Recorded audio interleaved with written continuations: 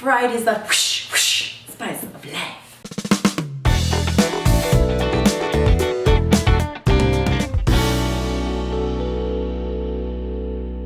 I am Angela Brandt. Welcome to the HomeGirl Show. I am your realtor that's keeping it real estate. Today, we're going to talk a little bit about your FICO score. But before we get into that, I'm going to give you a little history on FICO. It stands for Fair Isaac Corporation. But who are Fair and Isaac? In 1956, a couple of Stanford professors, Will Fair and Earl Isaac, introduced something called analytical solutions to business. In 1956, that was like Charlie Brown's teacher, rah, rah, rah, rah, rah, rah. But today, it has become a huge factor. FICO scores are used worldwide in over 10 billion decisions worldwide. That's my money, your money, his money, her money, everyone's money. The range on a FICO score is between 300 and 850. If you're down at 300, we can't even talk house ownership or home ownership until you're at least to 620. And if you're at 850, call me now. Let's go house shopping. So your FICO score has 5 different categories, and those 5 different categories are 35% your payment history. 30% of that is made of your debit amounts, how much you owe on your credit cards. The third is your length of credit history. The fourth category is the credit mix or the new credit. And the fifth category is meh. And they don't define what meh is other than other. So with that 35% being your payment history, it's really important that you don't miss any payments. It's really important that you pay everything on time, including your student loans. As I've said repeatedly, and I will beat this drum, frequently I have folks that come to me and that they cannot buy a home because of their student loan debt.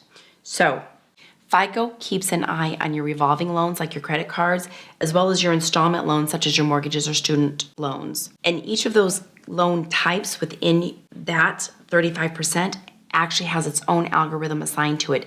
It's very crazy and it's very technical. It's very unique the way that they do it. If you default on a large loan, such as a mortgage, that will damage your credit far greater than if you default on a credit card. So just pay your stinking bills on time. Negate that altogether.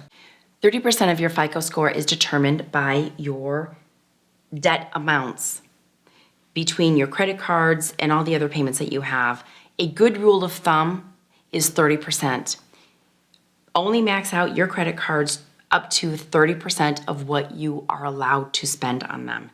Do that, and it will not negatively affect your score. However, if you're one of those people that likes to run a $5,000 maxed credit card up to $5,200, $4,800, FICO actually will ding you on that. And the theory behind that is you cannot manage your money very well. So go manage your money very well. Length of credit history, this is a crazy one. 15% of your FICO score is based on this. I get a lot of first-time home buyers that come in and say, literally, I don't have credit. I've never had a credit card. Believe it or not, if you don't have a FICO score, you cannot get a home mortgage.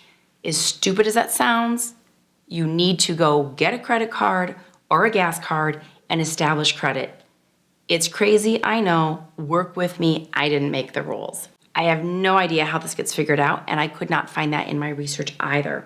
So even if you go out and get a brand new credit card, put $100 on it and pay it off the next month, you still will not have a perfect credit score because your length of time, you're brand new. You're like a little baby in credit. You've yet to have the opportunity to screw it up. The 10% of your FICO score that is what we call new credit. New credit is just that, new credit.